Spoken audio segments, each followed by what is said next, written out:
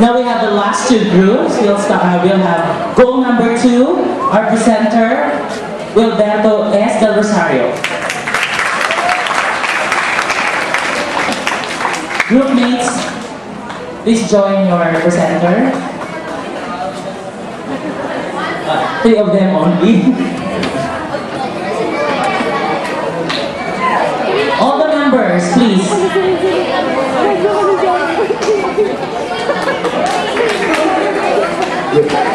Good afternoon.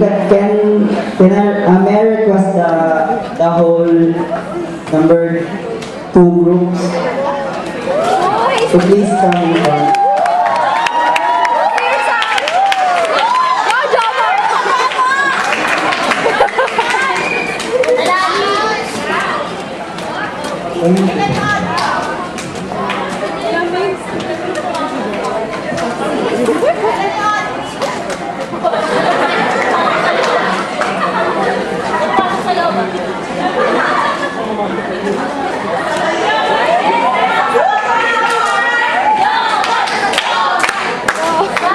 Please come centro.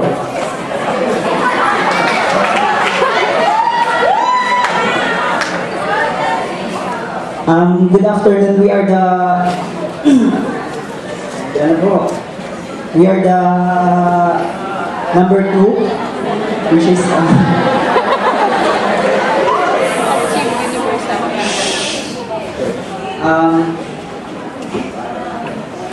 our activity title is Adapt a Community Project. We are on education, but we are adapting a community. Our objectives are to promote comprehensive education to poor children involving the community. Second, to uplift the lives of each family through self-sufficient and self-sustaining community. Target participants: children whose family are not capable to send them to school and the poorest of the poor. Proposed date: actually this project is not only for a 1-month project, but this is also a lifetime project. We are trying to link with different private and government sectors. We also try to link with different NGOs to help this project. Actually, the concept of this project is integrated community development, which composed not only primarily of education, but also livelihood, capacity building, and basic services. So we are integrating this activity to a community, wherein we aspire to have a community well-developed, not only in education part, but also in different aspects. Also the livelihood, we can give, no, we cannot give, but we can, sorry, we cannot give, but we can actually mold a livelihood. It means that we'll see to it that the community is capable of doing something, and we'll start there. We will not give of what they do not have, but we will do something from what they have already. That's the goal. And what else? Okay, for the whole month of June, there will be a launching of this project. Actually, per week, different activities. First week, we will have a survey to the community. Second is interpret the data. Third is create an activity or project itself. And the fourth one is the launching itself. And this time, after the launching, we'll try to link with different organizations to help. Now, so it doesn't only mean that the volunteer will do all the works, but also different sectors in the community will help. So there will be a unified strength. Okay, the venue or location, Miss Yumi here is working in Saraya, Quezon. So we are proposing that the activity will be on her area. That's all.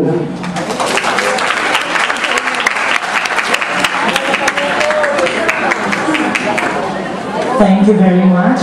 So you're sharing a concept of borderless classroom. Okay, so we have the last group or goal. Goal number 1. We have the presenter, Boston Raimundo. All the members, please.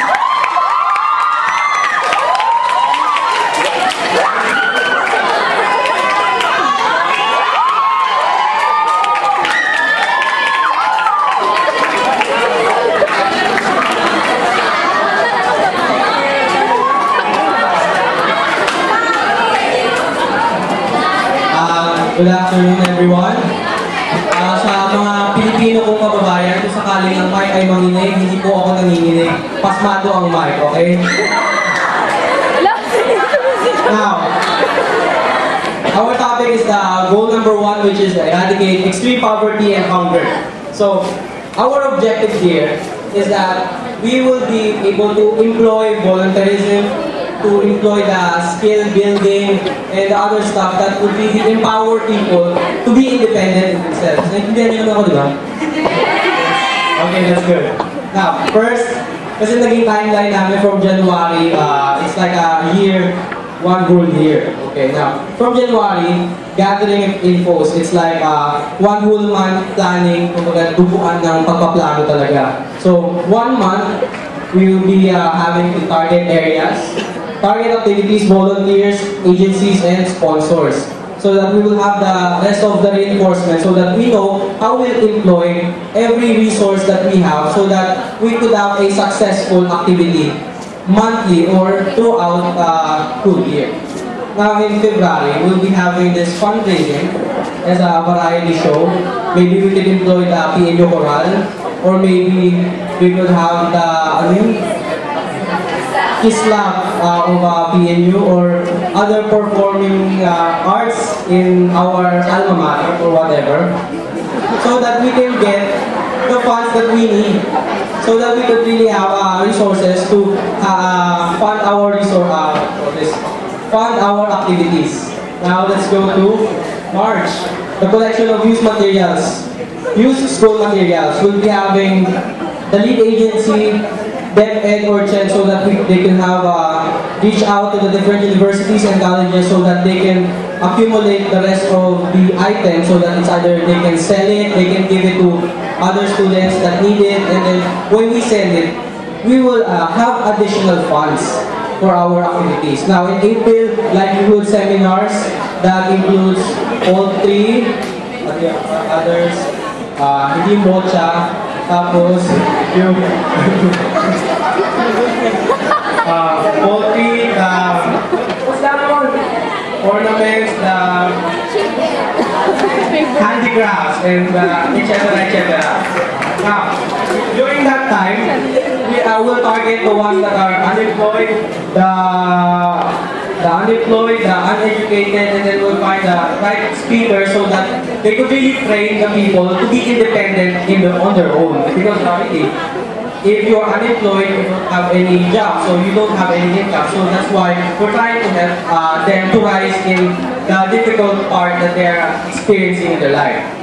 Now the next is May to August, the livelihood program training. That's already the utilization. It's from May to August, but it is also inclined with the May to December daycare center. While the parents of these, the children of the parents that are working here in the livelihood program, their children could be in that daycare so that they can be still taken care of while their parents are working for them.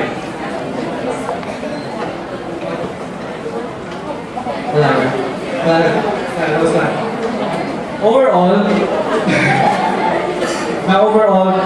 what we're trying to do is really to eradicate poverty, at least even though we don't really eradicate it totally, at least we try to make a big difference because the small contributions that we make here, we employ volunteerism, we employ each aspects that would really empower people to be independent and to strive on their own, not just giving those old-fashioned dole-outs which is already, kumbaga gas-gas na yun at hindi na dapat ginagawa yun.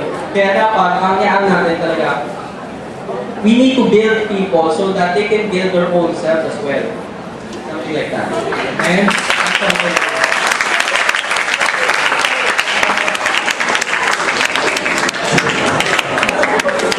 Thank you, Group 1. Indeed, yes. We are not going to give them fish, but we're going to teach them how to catch fish. Okay?